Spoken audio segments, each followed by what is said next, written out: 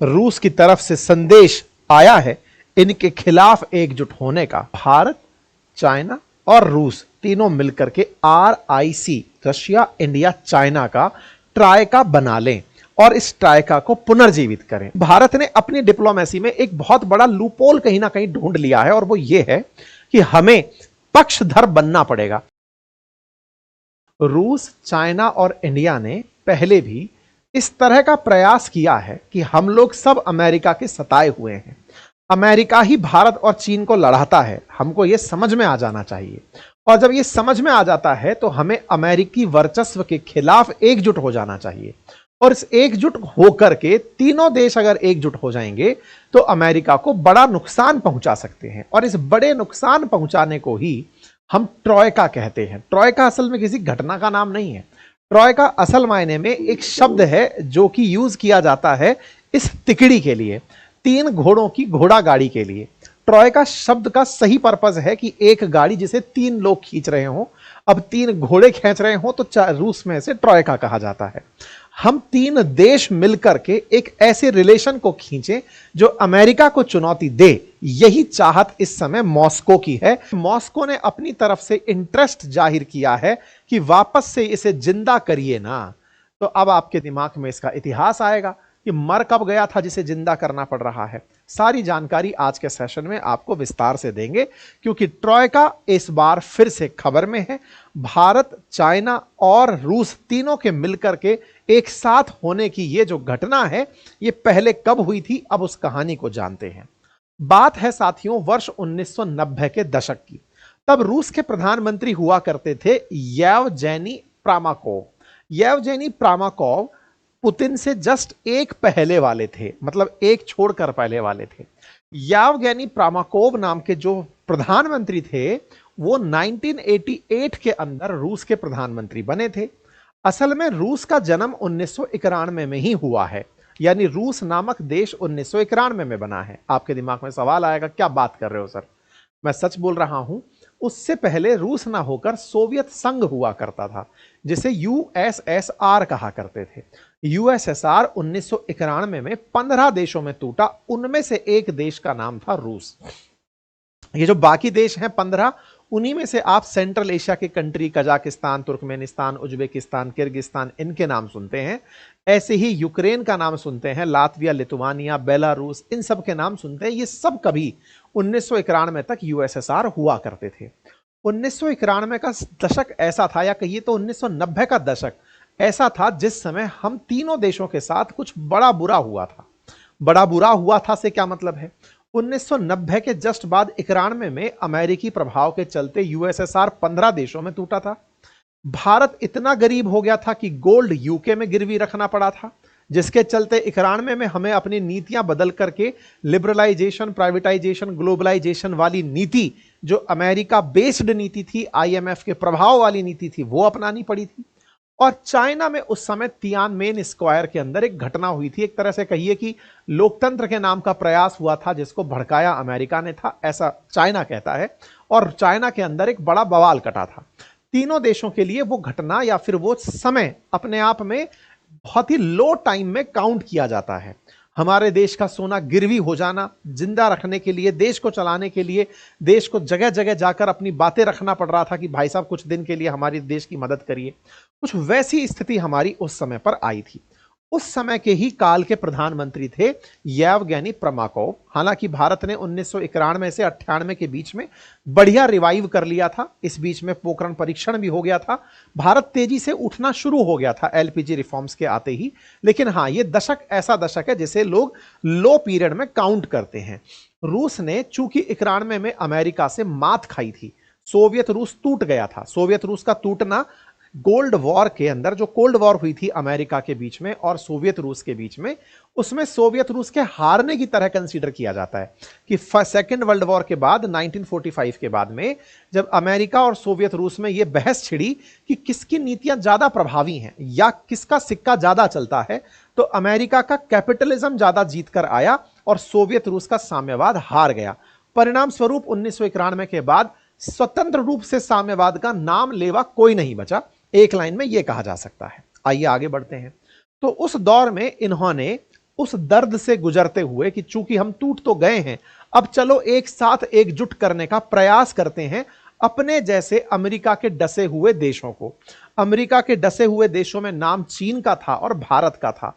इनको एक करने के लिए रशिया जुट पड़ा और उसी समय पर इन प्रधानमंत्री द्वारा RIC का प्लान किया गया। ये जो प्रधानमंत्री हैं, इनके जस्ट बाद में फिर सरगेई स्टेपशिन आए थे।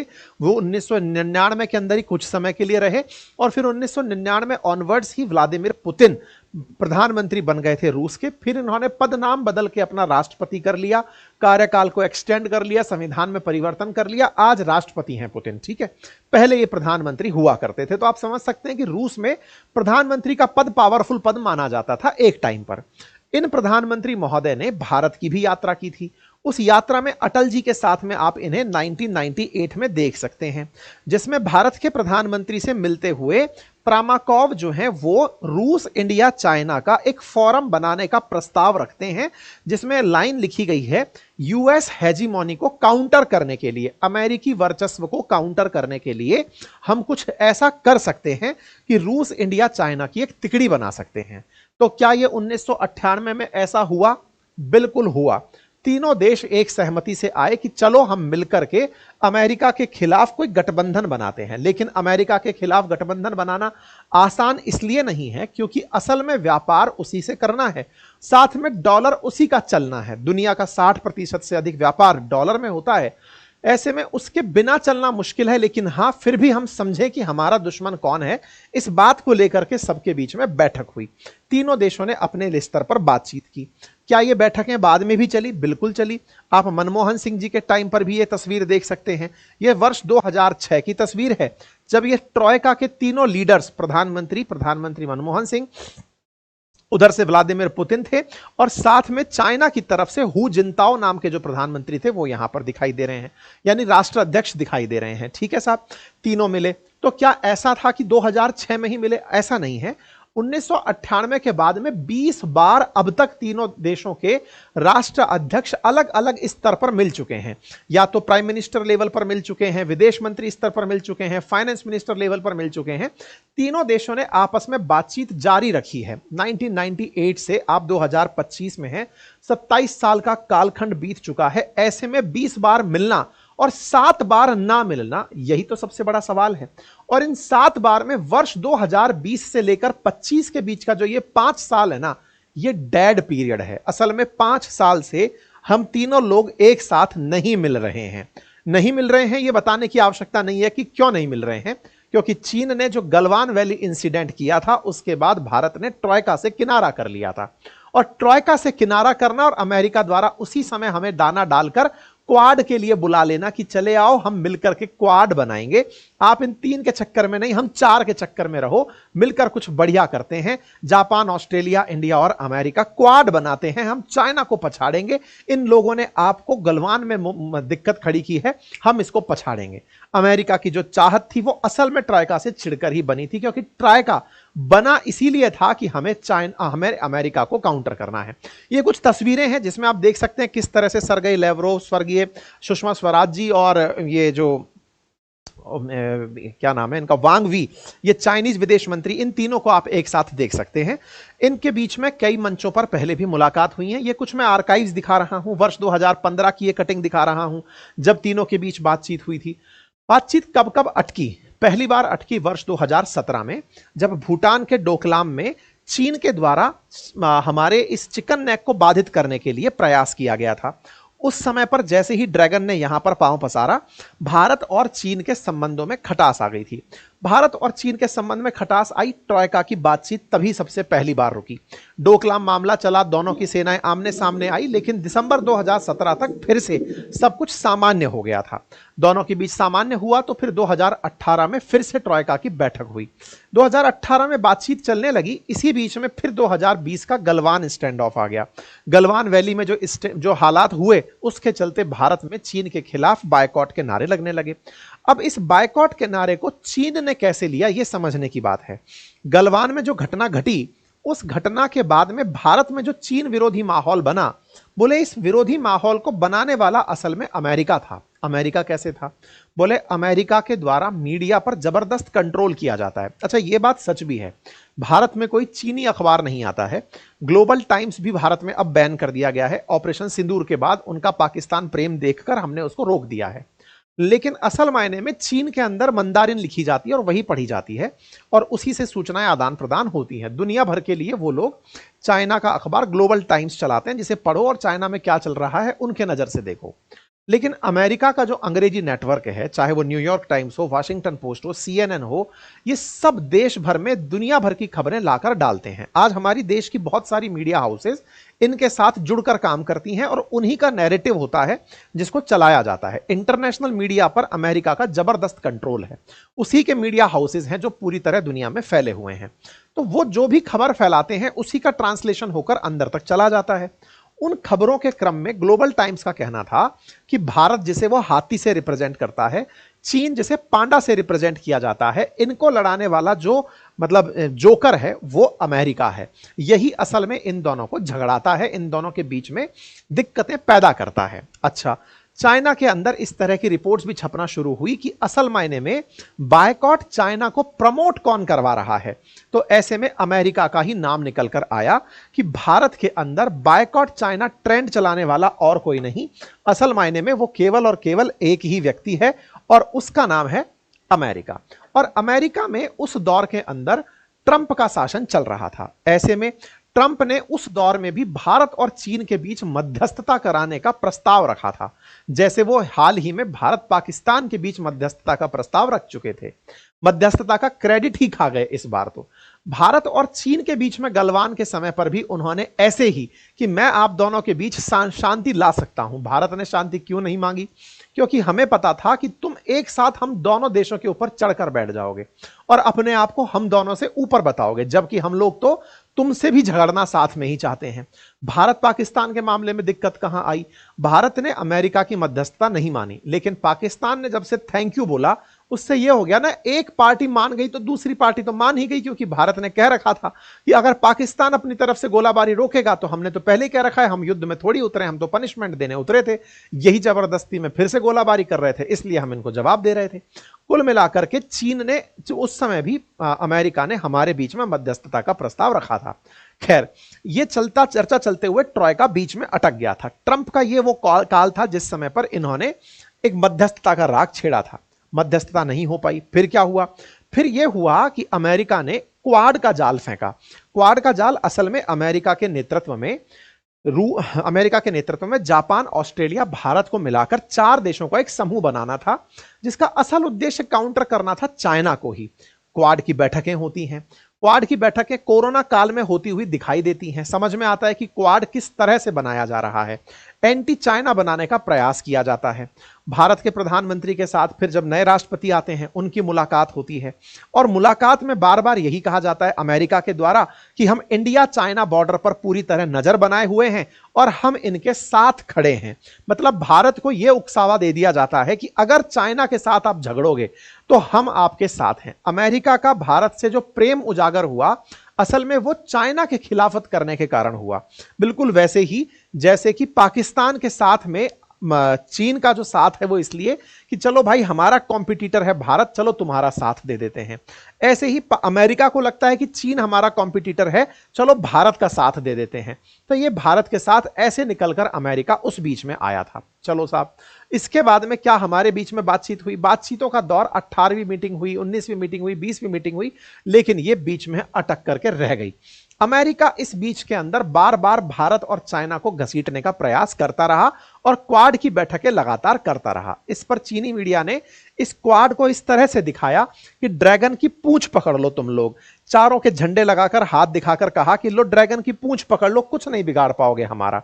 बकायदा ग्लोबल टाइम्स ने क्वाड का खूब मजाक बनाया, कहा कि अमेरिका इन सबको अपने साथ ले जाकर के हमारे खिलाफ करने का प्रयास कर रहा है, ऐसा होगा कुछ नहीं। बकायदा ग्लोबल टाइम्स इसे दिखाता रहा कि चाइना को टारगेट करना अमेरिका का डेस्टिनेशन है, ऐसा होगा नहीं। अच्छा, इस बात में भारत और चीन के बीच जब मामला बिगड़ा तो पुतिन क्या कर रहे थे? पुतिन इस बीच में पहले तो यह प्रयास कर रहे थे कि भारत और चीन के बीच दोस्ती कराई जाए, शांति स्थापित कराई जाए, लेकिन समय लेता है हर चीज। इसी तरह से भारत समेत इन दुनिया के 5 बड़े देशों का एक समूह है जिसका नाम ब्रिक्स है। ब्राजील, रूस, इंडिया, चाइना और साउथ अफ्रीका, इन 5 देशों ने एक और आपस में कंसेंसस डेवलप किया था कुछ समय पहले, यानी कि आज से 2 साल पहले, और वो ये था कि हम लोग अमेरिका के डॉलर के मुकाबले कोई नई करेंसी ले आते हैं और उस करेंसी के अंदर ब्रिक्स करेंसी जैसा सामान ले आते हैं। जब हम ब्रिक्स करेंसी ले आएंगे, उस करेंसी को लाकर हम डॉलर को बाईपास कर देंगे। डॉलर को बाईपास करने का मतलब क्या हुआ कि अमेरिकी डॉलर के स्थान पर हम 5 देश मिलकर के अपनी करेंसी चलाएंगे, जिसे ब्रिक्स करेंसी नाम दिया जाएगा।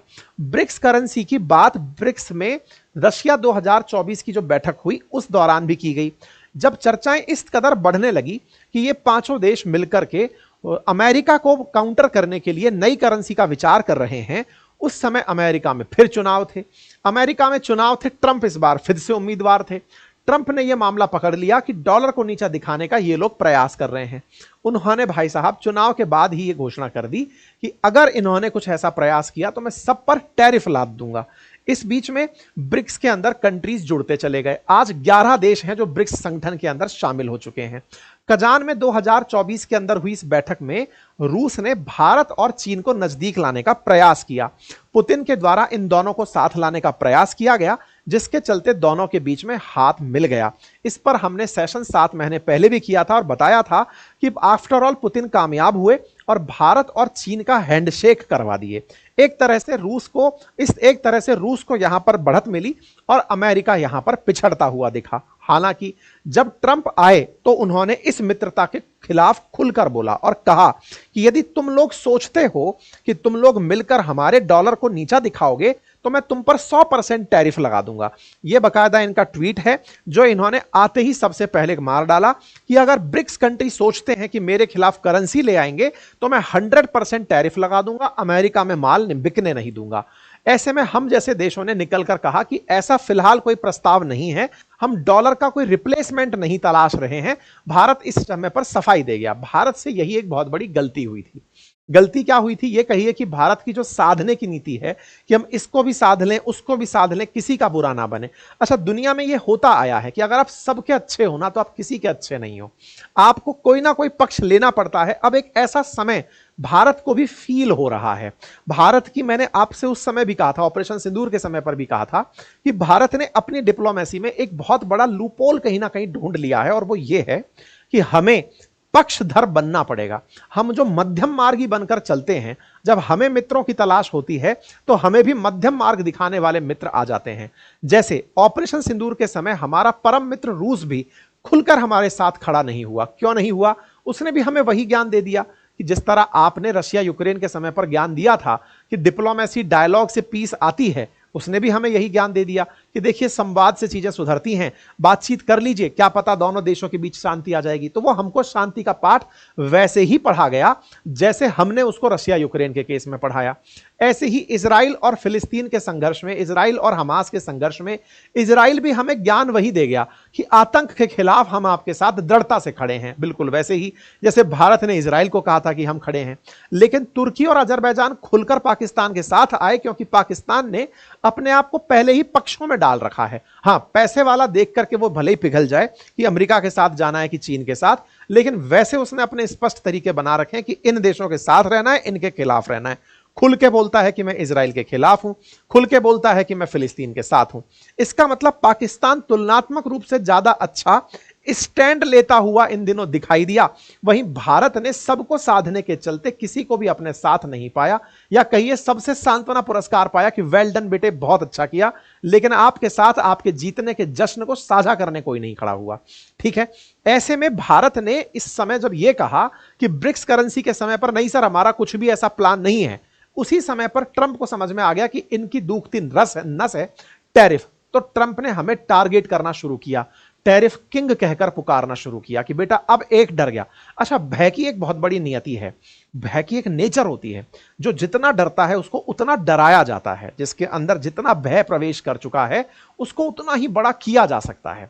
अमेरिका को यह समझ में आ गया था कि इंडिया टैरिफ किंग नाम से चिढ़ गया है। इसे लग रहा है कि पता नहीं अमेरिका हम पर कितना टैरिफ लगा देगा।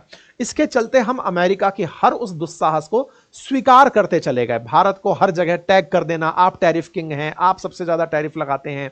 जबकि इन्होंने खुद कैलकुलेट किया तो हमारा नाम टॉप में नहीं था, लेकिन इन्होंने हमें फिर भी टॉपर ही कहा, सबसे ज्यादा टैरिफ आप ही लोग लगाते हो। खैर, ऐसे में भारत और चीन की नजदीकियां अमेरिका में आए ट्रंप के कारण बढ़ना शुरू होने ही वाली थी। भारत ने फिर एक गलती कर दी, और वो क्या था? चीन ने इस बीच में हमारे साथ हैंडशेक करने का प्रस्ताव दिया कि देखो साहब, मैं आपके साथ बातचीत कर सकता हूं, अमेरिका के ट्रंप के टैरिफ को हम लोग न्यूट्रलाइज कर सकते हैं। भारत लेकिन उस समय पाकिस्तान को लेकर गुस्सा था कि तुम बेटा बड़े मौका परस्त हो, अब तुम्हारी हालत खराब हुई है तो तुम हमारा साथ चाहते हो, पाकिस्तान के मामले में तुम कुछ नहीं बोलते हो। तो हमने चीन को फिर से आंख दिखा दी कि नहीं, हम नहीं सुनेंगे तुम्हारी। ऐसे में कुल मिलाकर अमेरिका हम पर टैरिफ घोषणा करने में कामयाब हुआ, और चीन का ऑफर हमारे पास होते हुए भी हमने उसको स्वीकार नहीं किया। कुल मिलाकर परिणाम यह निकला कि यूएस का टैरिफ दुनिया में कहर बन के बनपा, और इस बीच में चीन ने अपने पड़ोस में, भारत के पड़ोस में जो देश थे उनको टटोल लिया, चाहे मोहम्मद यूनुस हो या पाकिस्तान हो, उनके साथ उसने डील कर ली।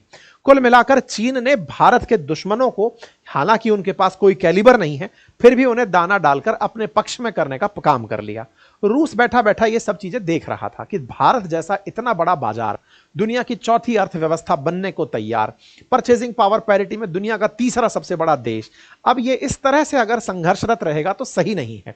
इस समय रूस फिर से हमें एक तरह से बड़े भाई की तरह पाथ बियरर बनकर खड़ा है, साथ में खड़ा है और कह रहा है कि देखो भाई, फिर से एकजुट हो जाओ, जो आपने पहले प्रयास किए थे उनको वापस से शुरू करो, ट्राइका वापस से बनाते हैं, मिलकर के कुछ करते हैं।